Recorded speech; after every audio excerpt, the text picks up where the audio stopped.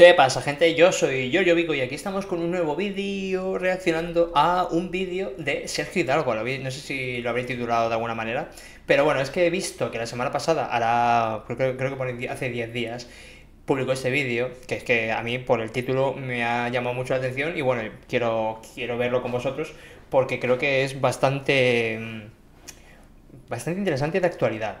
Se titula el vídeo suyo, no voy a verlo directamente, se titula La razón por la que se ha reactivado la búsqueda del MH370, el avión perdido de Malaysia Airlines. O sea, aquel que desapareció, que no se supo nada, que se dice que se encontraron algunos restos, pero que no se encontró nada más. Con que eso. Nada, iba a decir, no sé si os habéis dado cuenta de esta sudadera, pero me la he puesto ahora para grabar y he caído en que esta sudadera que es, creo que es una edición especial de Adidas, no sé qué, tiene un dibujo un poco de un diseñador un poco raro aquí detrás. Tiene por lo menos mínimo 15 años, tiene la sudadera.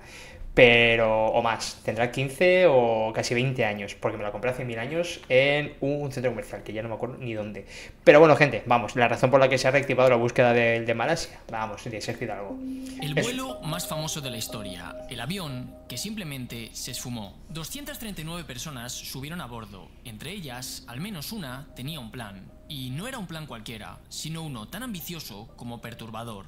Desvanecer para siempre el avión. Pero esto no es nada sencillo. Los aviones comerciales aparecen en las pantallas de los controladores aéreos. Además, hay radares que los están siguiendo en el cielo y aparte están conectados por satélite. Romper todas y cada una de estas conexiones no es nada sencillo. Todo lo que vas a ver en este vídeo tiene el propósito de entender lo que realmente ocurrió aquel día. Los detalles más pequeños, que a primera vista pueden parecer irrelevantes, servirán para responder a las preguntas más importantes. ¿Por qué estamos tan seguros de que una de esas 239 personas tomó el control del avión para hacerlo desaparecer? ¿Por qué la búsqueda del avión se centró en esta región a pesar de que la aeronave desapareció del mapa aquí? ¿Y por qué este caso se ha convertido en uno de los mayores enigmas que jamás haya enfrentado la aviación?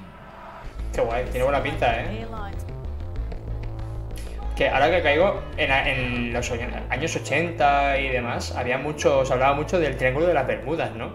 Y que esto que pasó con el de Malasia era bastante, entre comillas, común, no muy común, pero que más de un vuelo y de un barco desaparece.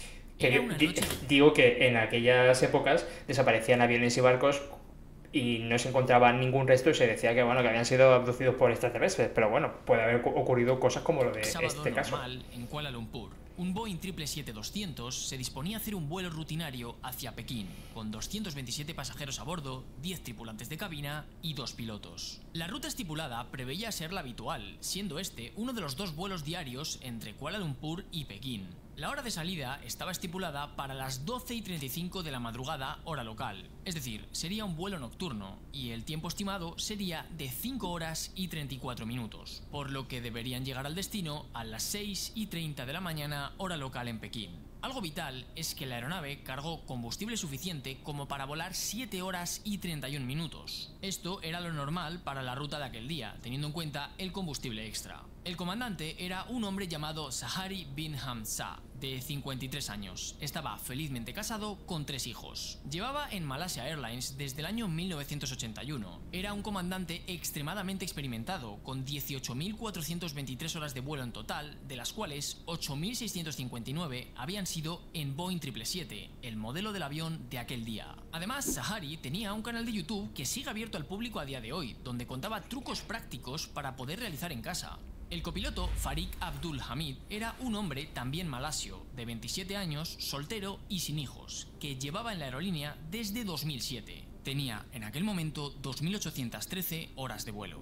Es importante que sepas que de los 2 pilotos que van en un avión, el máximo responsable es siempre el comandante, que se sienta a la izquierda. Pero eso no quiere decir que el avión lo vuele él. Hay un término conocido como pilot flying que hace referencia al que realmente estará volando el avión. El otro hará la labor de pilot monitoring. Es decir, que uno de ellos es el que vuela el avión y el otro es el que hace las demás labores. Generalmente se alternan entre cada vuelo para que cada uno practique ambas. Eso sí, si ocurriera un imprevisto, el comandante sería el último responsable y puede tomar el control del avión en cualquier momento. En este vuelo, el copiloto sería quien volaría el avión, haciendo de pilot flying, y el comandante haría de pilot monitoring, por lo que se encargaría principalmente de las comunicaciones. Una vez se hicieron todos los preparativos del vuelo y los pasajeros se sentaron, el avión recibió permiso para comenzar a moverse y posteriormente despegar. Finalmente lo hizo con 7 minutos de retraso con respecto a la programación inicial. La aeronave comenzó un proceso de ascenso estándar en dirección hacia el punto Igari, uno de los puntos sobre los que pasaría. Verás, para organizar el tráfico aéreo hay miles de puntos repartidos por el mundo que se conocen como waypoints. Así, hay referencias por todos lados y un controlador puede decirle a un piloto que se dirija hacia tal punto y ambos sabrán exactamente de qué punto están hablando. Mientras el avión llegaba al punto Igari, se produjeron una serie de comunicaciones entre torre de control y el comandante. Esto está dentro de lo esperado, ya que el comandante es el que estaba haciendo la labor de pilot monitoring. Bueno, el tema de las comunicaciones es un tanto complejo, pero vamos a simplificarlo un poco con el fin de entender esta historia. El espacio aéreo de esa zona del mundo está dividido entre el espacio aéreo de Kuala Lumpur, el de Bangkok, el de Singapur y el de Ho Chi Minh. Cada una de estas ciudades tiene una torre de control que se encarga de dirigir el tráfico aéreo que va entrando en sus espacios aéreos. A cada una de estas zonas se les llama FIR, de Flight Information Region. Aparte, para este caso es importante que sepas que esta zona del espacio de Singapur está delegada al FIR de Kuala Lumpur, es decir, que es como si fuera de Kuala Lumpur. De tal forma que el MH370 debería abandonar el FIR de Kuala Lumpur para posteriormente entrar en el de Ho Chi Minh. De hecho, esta ruta consistía en llegar hasta el waypoint Igari, donde el avión viraría ligeramente a la derecha hasta llegar al punto Bitot. Y es exactamente en ese momento cuando empieza el misterio. A las 12:50 de la madrugada, Tráfico Aéreo le solicita al MH370 ascender hasta 35.000 pies de altitud. 11 minutos más tarde, cuando el avión llegó a esa altitud, lo confirmó por radio.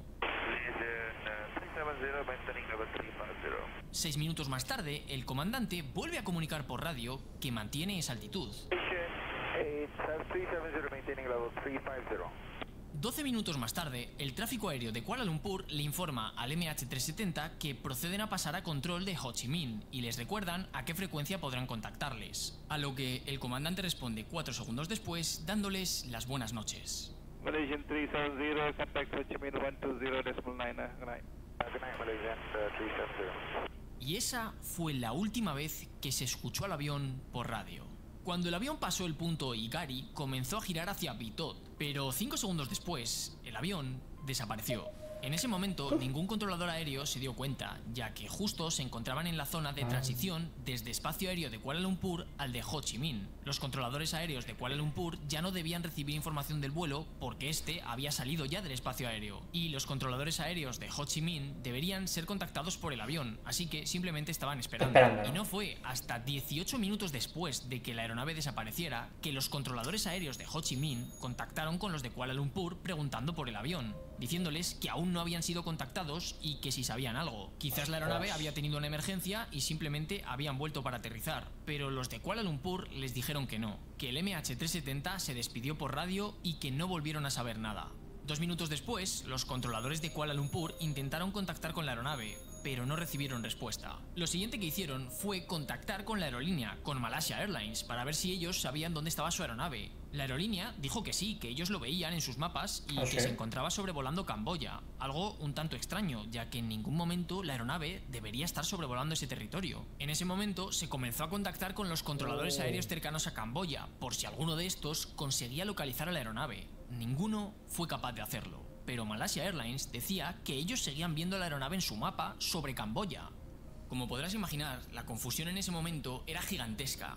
1 hora y 9 minutos después de que el avión desapareciera, Malaysia Airlines contactó con el tráfico aéreo de Kuala Lumpur para decirles que la información que previamente habían dado de que el avión estaba sobrevolando Camboya estaba equivocada. El problema era que su software les estaba representando al avión en el mapa en base al último reporte de velocidad y posición y hacía una estimación en el tiempo. Así que no, el avión no había estado sobrevolando Camboya. Con el paso de las horas, llegaron las 6:30 de la mañana en Pekín, la hora estimada del aterrizaje. Los controladores del aeropuerto tenían la esperanza que de alguna forma el MH370 contactara con ellos para realizar la aproximación, pero eso nunca sucedió. Fue entonces cuando se activaron los procedimientos de búsqueda de restos de la aeronave. Al desaparecer repentinamente del tráfico aéreo, parecía que claramente el avión había sufrido una explosión a bordo o algo similar, por lo que todo indicaba que el avión se habría estrellado en la zona donde más o menos había desaparecido del mapa. Mientras se buscaban los restos, se empezó a investigar a todos y cada uno de los pasajeros para ver si alguno pudiera haber introducido una bomba a bordo, ya que la teoría más plausible en ese momento era una explosión. De los pasajeros, 153 eran de nacionalidad china, 38 eran de Malasia y los 36 restantes eran de otras nacionalidades. De entre todos ellos, 2 en particular llamaron mucho la atención, estos 2 iraníes, porque estaban viajando con un pasaporte robado, es decir, con una identidad falsa, pero posteriormente se vio que eran refugiados y se descartó que tuvieran algo que ver. Finalmente, también se descartó a cualquier otro pasajero. Con el paso de meses o incluso años, se comenzaron a analizar todas las informaciones posibles y se vieron cosas muy extrañas. Verás, normalmente solemos decir que un radar funciona porque hay un emisor que emite una onda y al recibir un eco de vuelta quiere decir que ha habido algo entre medias que ha hecho rebotar a esa onda. Esta señal se mueve a la velocidad de la luz, así que sabiendo lo que ha tardado en volver esa onda, podremos saber la posición de ese objeto. Y esto es correcto, pero así es como funciona un radar primario. Con los aviones comerciales se utilizan también los radares secundarios. Esto es porque los radares primarios te permiten detectar a un avión incluso si no quiere ser detectado, pero los aviones comerciales quieren que todo el mundo sepa dónde están y por eso utilizan un transpondedor. Este sistema es una especie de antena que emite la posición, velocidad y demás parámetros cuando recibe una señal desde un radar secundario. Por eso se llama radar secundario, porque depende de que el avión le conteste con los datos de velocidad, posición y demás. En el Boeing 777, el transponder se maneja desde la cabina con este panel. La posición normal sería esta, donde el avión transmite toda la información, mientras que la del transponder apagado sería esta, en stand-by. La teoría de la bomba a bordo habría provocado un fallo total en la aeronave que habría hecho perder todos los sistemas eléctricos de forma repentina, por lo que el transponder se habría apagado de forma instantánea. Pero se obtuvieron 2 mediciones en las que el avión reportaba su posición pero no su altitud.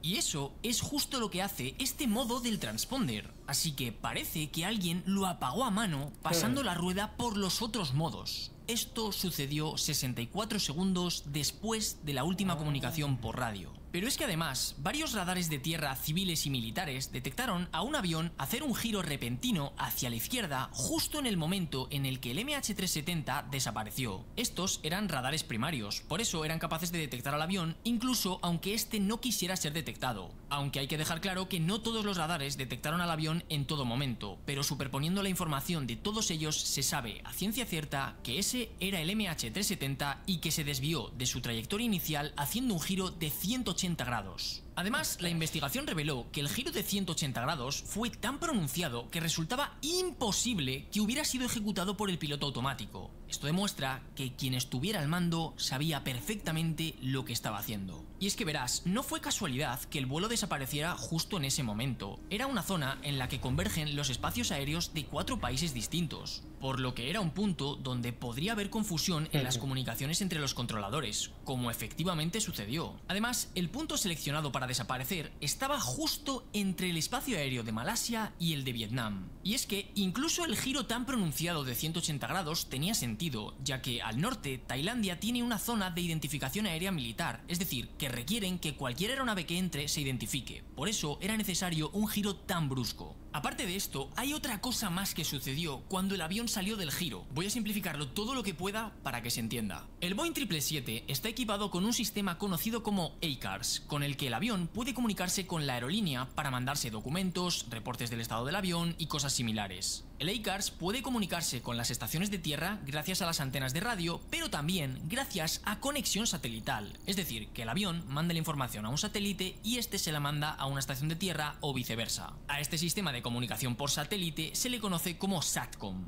Bueno, pues gracias al sistema ACARS, el avión mandaba un reporte cada 30 minutos a las estaciones de tierra, El último de estos reportes se hizo 14 minutos antes de que la aeronave apagara el transponder. Es decir, que quien hubiera tomado el control del avión también apagó el SATCOM. Pero apagar este sistema no es tan sencillo como girar una ruedecilla. El sistema ACARS está diseñado para emitir una señal de alerta en caso de ser apagado manualmente. Esto significa que si se desactivaba a propósito, desde tierra se podría detectar que el apagado había sido intencional y quien controlaba la aeronave tenía la intención de simular un fallo total. Así que se tenía que apagar el sistema de otra forma, cortando totalmente las comunicaciones de forma repentina. Esto se puede hacer desde la cabina apagando los generadores eléctricos de los motores, dejando al avión sin energía eléctrica. Si la aeronave detecta que se queda sin energía eléctrica, lo que haría sería encender automáticamente la APU, un generador que está en la cola del avión, pero la APU se puede apagar manualmente desde la cabina. Y en caso de que se apague la APU, el avión tiene una RAT, una pequeña turbina que sale hacia afuera y gira por la propia velocidad del aire. Esto con el objetivo de generar electricidad para los sistemas más esenciales en caso de que a un avión le fallen los generadores de los motores y la APU. Algo extremadamente improbable, claro. En este vuelo se habrían apagado a mano. Y todo esto porque el SATCOM, al no ser un sistema esencial de la aeronave, no recibía energía eléctrica con la RAT. Así que, ahora sí, oficialmente, el avión había desaparecido. Después de esto, ya se podría apagar el SATCOM a mano desde la cabina, para que aunque volviera la electricidad, no se mandara ninguna señal al satélite. Recuerda esto porque es importante. Pero en una situación en la que el avión saca a mano desde el avión había desaparecido. Después de esto, ya se podría apagar el SATCOM a mano desde la cabina, para que aunque volviera la electricidad, no se mandara ninguna señal al satélite. Recuerda esto porque es importante. Vale, o sea, desactivas toda la electricidad. Cuando estás sin electricidad quitas el SATCOM y ya puedes recuperar la electricidad y el SATCOM ya no estará funcionando y no mandará ningún aviso de que se ha desactivado ni nada. Pero en una situación en la que el avión sacara la energía eléctrica de la RAT, no se le daría energía al piloto automático porque no es un sistema esencial, por lo que el avión tendría que volarse a mano, algo consistente con las trazas del avión en los radares primarios, ya que se podían percibir pequeñas correcciones. Todo eso en realidad lo hace alguien desde la cabina en muy pocos segundos, pero he querido detenerme para explicarlo bien porque es uno de los puntos clave del misterio del MH370, como veremos después. Después de eso, se cree que quien estuviera al mando incapacitó a los pasajeros despresurizando el avión, esto con el objetivo de que no intentaran nada extraño. Y eso en realidad era bastante sencillo, ya que simplemente habría que abrir dos válvulas que tiene el avión, una en la parte delantera y otra en la parte trasera. Estas dos válvulas se pueden manipular desde la cabina. En ese preciso momento, las mascarillas habrían bajado automáticamente, dando oxígeno a cada pasajero durante 22 minutos. Pero en la cabina de los pilotos hay dos máscaras especiales que les dan oxígeno durante muchas horas. Casualmente, ese mismo día, el personal de mantenimiento había llenado el oxígeno de esas máscaras. Después de los 22 minutos de oxígeno que proporcionarían las máscaras a los pasajeros, a esa altitud, un ser humano pierde la consciencia en aproximadamente un minuto. Poco después, el daño cerebral se vuelve irreversible y si sigue sin llegar oxígeno, se pierde la vida. Aunque esto sucede de manera serena y pacífica. Poco a poco empiezas a ver y a sentir menos, te notas más lento de lo normal y sin darte cuenta, has perdido el conocimiento. Al sobrevolar Penang, la aeronave viró hacia el noroeste y continuó en línea recta. En ese preciso momento se detectó una breve señal proveniente del teléfono móvil del copiloto. Este dato es revelador, ya que en todas las checklists que siguen los pilotos antes de despegar, se incluye la orden de poner el teléfono móvil en modo avión. Así que esto indicaría que realmente el copiloto estaba intentando contactar con el exterior. Sin embargo, la señal duró muy pocos segundos y no se registró ninguna comunicación. Simplemente la compañía telefónica confirmó que se detectó una breve señal sobre Penang, confirmando la información de los radares primarios acerca de la desviación del avión. Posteriormente, el MH370 siguió con ese rumbo hasta que se alejó tanto de los radares primarios que su traza desapareció, esfumándose para siempre de cualquier radar. En este punto estaba claro que el avión había seguido volando y que había hecho muchos esfuerzos por ocultar su posición, así que toda la comunidad científica se volcó para tratar de encontrar a dónde había ido la aeronave. Muchos de estos científicos no tenían conocimiento de aeronáutica, pero eran expertos en otros campos y querían contribuir con su conocimiento.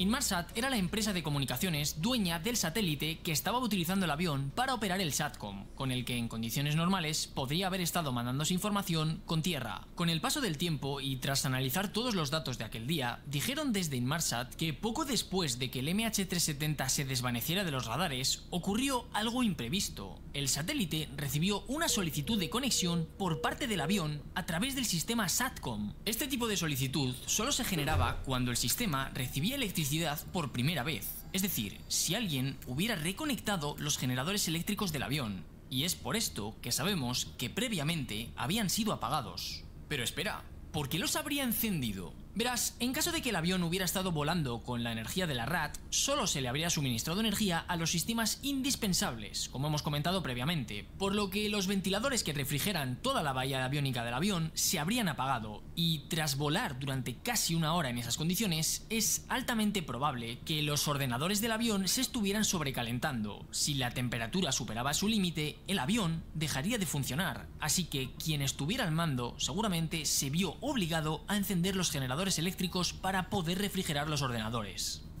Si recuerdas, hemos dicho que al estar el SATCOM desconectado de la red, si se apagaba manualmente no se podría enviar información aunque la energía eléctrica volviera. Bueno, pues eso es lo que pensaba la persona que llevaba el avión, pero resulta que el Boeing 777 enviaba una solicitud a la estación de tierra cuando volvía la corriente eléctrica. Un ingeniero de Inmarsat tuvo una idea. Esta solicitud que hacía el avión venía acompañada de la hora exacta a la que se había enviado. Comparando esa hora exacta con la hora a la que el satélite recibió la señal, se podía ver un pequeño desfase temporal. Este desfase nos indicaba el tiempo que tardó la señal en viajar desde el avión al satélite. Sabiendo que la señal se mueve a la velocidad de la luz, se podría saber a qué distancia estaba el avión del satélite. Realmente esta es la forma en la que funciona cualquier GPS. Tu móvil manda las señales a un satélite y basándose en el desfase temporal saca la distancia. El resultado es una circunferencia donde toda esa línea está a la misma distancia del satélite. Podrías estar aquí, aquí o aquí. Para saber la posición exacta, un GPS hace esto con varios satélites, de tal forma que el punto donde todas las señales intersectan es la posición en la que estarías tú.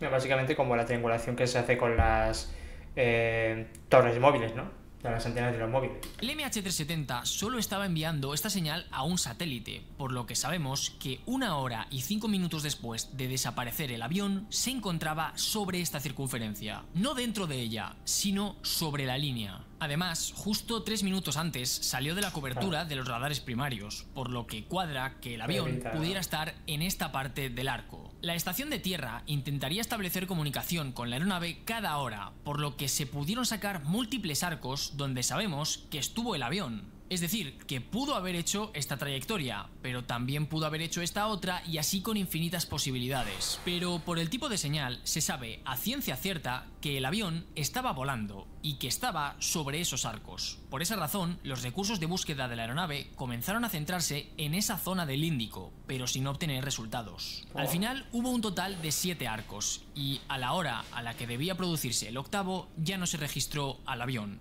por lo que sabemos que ahí ya se había estrellado. Además de las señales recibidas por el satélite, se podía saber también la frecuencia, lo que permitía, gracias al efecto Doppler, saber si el avión estaba subiendo o bajando. Esto es por el mismo efecto que si escuchas una sirena de una ambulancia sabes que en esta parte de aquí se está aproximando a ti, pero en esta parte de aquí sabes que ya se está alejando, porque lo estás escuchando distinto dependiendo de si el objeto va hacia ti o se aleja de ti. Pues eso mismo se podía utilizar para saber si el avión estaba ascendiendo hacia el satélite o alejándose de él, es decir, descendiendo. Ya vas entendiendo por qué este caso es tan fascinante, pero espera, porque queda lo más increíble. En la señal del primer arco se obtuvieron unas medidas de frecuencia erróneas. Esto es muy extraño, porque sabemos que eso es lo que le ocurriría al transmisor si hubiera sufrido grandes variaciones de temperatura. Pero para evitar que esto suceda, el avión tiene un subsistema que se encarga de que la temperatura no fluctúe. Pero claro, si la persona al mando hubiera apagado los generadores eléctricos, este sistema no hubiera recibido energía con la turbina pequeña desde el momento en el que se apagaron los generadores. Así que el hecho de que esa señal tuviera una frecuencia errónea refuerza la idea de que los generadores eléctricos del avión se habrían apagado previamente.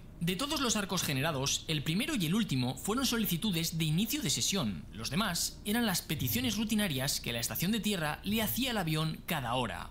Pero ¿por qué el último de ellos era una solicitud de inicio de sesión? Sabemos que ese era el tipo de señal que se generaba cuando el sistema recibía electricidad por primera vez. En el primer arco, esto habría ocurrido al reencender los generadores. Pero, al final, ¿por qué? Bueno, viendo la hora a la que sucedió, esto cuadraría con que el avión se hubiera quedado sin combustible. Te recuerdo que el avión salió con una autonomía de 7 horas y 31 minutos, y esto sucedió a las 7 horas y 37 minutos después de despegar. Así que, efectivamente, parece que ahí el avión se había quedado sin combustible. Pero es que cuando este avión se queda sin combustible, enciende automáticamente la APU, el generador de la cola. A este generador se le guarda una pequeña cantidad de combustible para que, aun perdiendo los motores, se puedan alimentar las bombas hidráulicas que mueven las superficies de control del avión para poder manejar a la aeronave en una situación tan crítica como la de perder los dos motores. Así que, al apagarse los motores y encenderse la APU, se habría perdido brevemente la electricidad. Así que, al recuperarse, al igual que en el primer arco, el SATCOM enviaría una solicitud de inicio de sesión al satélite.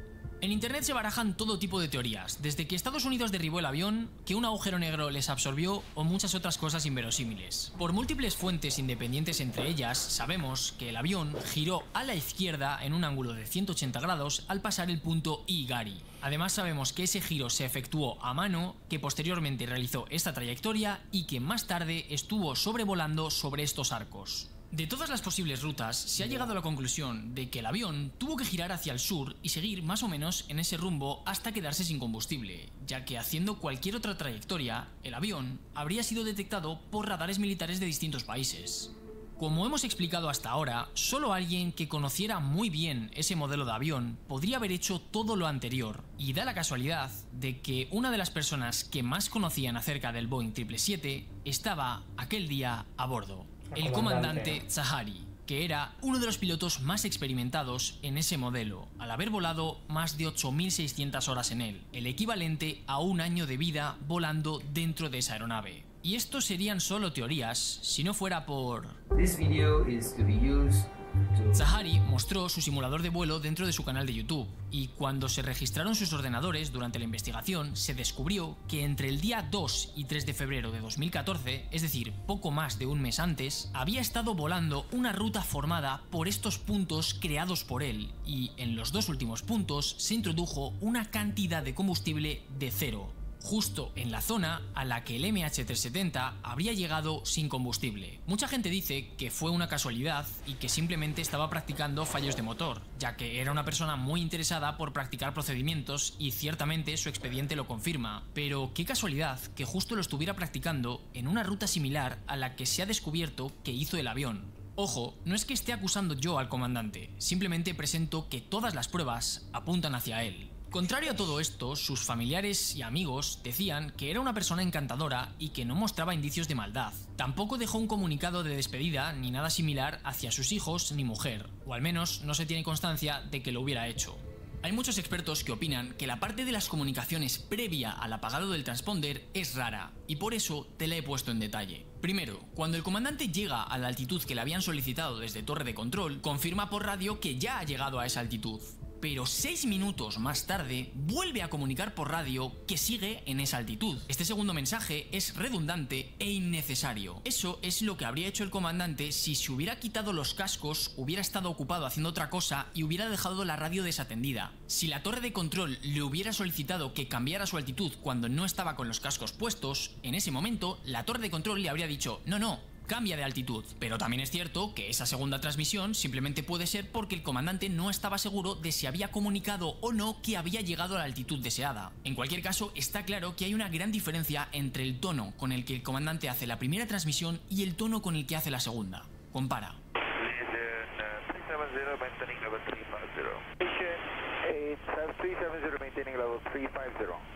En la segunda transmisión es como si el comandante estuviera más nervioso o más ocupado. Y por último, cuando le indican por radio que debe comunicarse con el tráfico aéreo de Vietnam y le dicen a qué frecuencia debe hacerlo, en esa circunstancia el comandante debe repetir la frecuencia por radio para ambos asegurarse que ha entendido bien la frecuencia. En ese caso, Zahari no repite la frecuencia. Pero es cierto que Zahari llevaba muchísimos años volando en esa parte del mundo y seguramente se supiera de memoria qué frecuencia era. por lo que en realidad no es tan raro. De hecho, en el informe oficial de la investigación del MH370 se concluye que estas anomalías en las comunicaciones antes de que se apagara el transponder no son un indicativo de nada, aunque sí que son raras. Pero lo que es verdaderamente extraño es que desde que el comandante manda el último mensaje por radio hasta que el transponder se apaga, hay 64 segundos. Si una tercera persona hubiera tomado el control del avión, habría tenido que entrar en la cabina, levantar a los pilotos, tomar el control del avión y apagar el transponder, todo eso en menos de 64 segundos. Sin embargo, si todo esto lo hubiera orquestado uno de los pilotos, simplemente le tendría que haber pedido al otro piloto que abandonara momentáneamente la cabina por cualquier motivo, con cualquier excusa, y desde dentro la cabina se puede cerrar.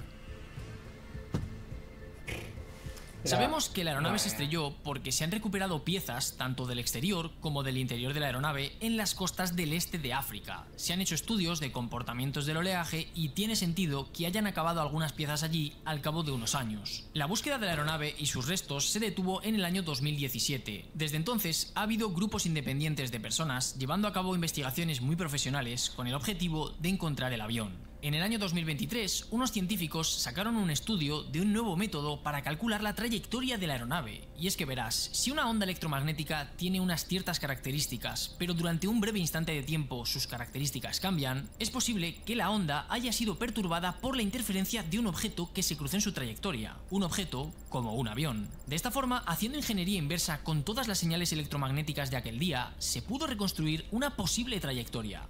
Lo interesante es que de forma independiente cumple con el avión moviéndose hacia el noroeste una vez sobrevoló Penang, aunque con una ligera desviación. Esto podría ser porque esta técnica no fuera muy precisa o porque el avión ya se encontraba muy lejos de los radares y por tanto estos podrían tener un fallo. Es decir, que quizás esta información podría ser más precisa que la que tenemos de los radares. Después, la aeronave viraría hacia el sur y, según se muestra en este informe, no viajaba en línea recta. Y lo más interesante viene al final, cuando ya había amanecido en aquella zona del planeta, porque al parecer la aeronave hizo una trayectoria en forma de 8, lo que confirmaría que la persona que estuviera controlando la aeronave se estaba asegurando de que no hubiera barcos en la zona. Todo esto para poder llevar a cabo su plan, hacer desaparecer un avión para siempre.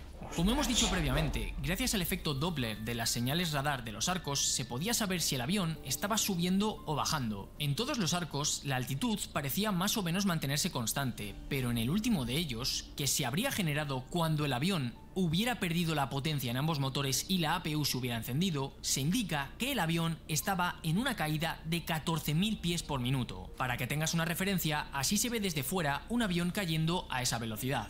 Esto es consistente con haber perdido la potencia de los dos motores y caer al mar de forma descontrolada. Por último, en este estudio del año 2023 se sugiere una nueva zona de impacto para que se reactive la búsqueda de la aeronave. Y sorprendentemente, en el año 2024, una empresa estadounidense contactó con el gobierno de Malasia para ofrecerse a la búsqueda del avión con un contrato de no recibir dinero si no encuentran algo. Tras tantos años es complicado poder encontrar alguna prueba de valor, incluso analizando la zona exacta del impacto. El mar está en constante movimiento y ha pasado muchísimo tiempo. Pero es que, aun encontrando las cajas negras, es posible que la persona que hubiera llevado esto a cabo hubiera cortado las grabaciones de datos y voz de la cabina. Espero que este vídeo te haya ayudado a comprender la complejidad del caso del MH370. Vaya tela, vaya videazo, madre mía.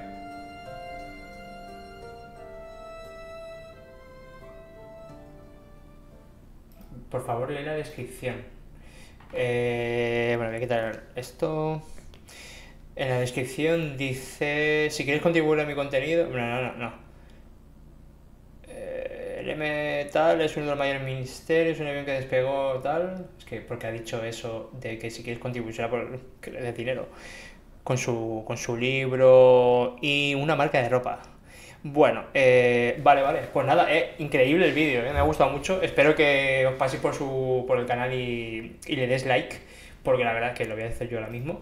Oye, vaya reconstrucción más guapa, Y ahora se entiende mucho mejor. A ver, tal y como lo está planteando Sergio Hidalgo con las pruebas que ha planteado, que ha comentado y demás, huele al, bueno, entre comillas, típico, a un suicidio, ¿no? Parece como un suicidio, pero claro, si tú tienes el típico seguro de vida, si tú te suicidas no te lo pagan, porque el seguro de vida es para cuando mueres en alguna circunstancia, pues por salud o por algún accidente o lo que sea, pero no porque tú te suicides. En ese caso la póliza no te cubre y tu familia no recibe ni un duro. Pero si este hombre quería, por lo que sea, conseguir que su mujer o su familia obtuviera el dinero del seguro de vida, pues si no se confirma nada de que haya un suicidio, pues a lo mejor sí que le dan la pasta a la familia. Eso no se ha comentado. No lo sé si está dentro de las posibilidades. Pero a mí no me parecería extraño. A ver, es evidente, no es tan evidente, pero hay muchas probabilidades, una alta probabilidad de que este hombre quisiera desaparecer, quisiera, bueno, pues quitarse de en medio, ¿no? Mi apuesta es esa, que fuera por ya llevarte algo de pasta para tu familia, ¿no? A pesar de que tú ya no sigas vivo. Pero bueno, gente, nada, espero que os haya gustado. Yo he estado muy callado porque estaba súper interesado y espero que a vosotros también. Así que nada, darle caña, ya sabéis que en este canal yo solamente pido una cosa: utilizad bien el imperativo y nos vemos en el siguiente vídeo. Nada, es en el otro directo que fue en el... Bueno.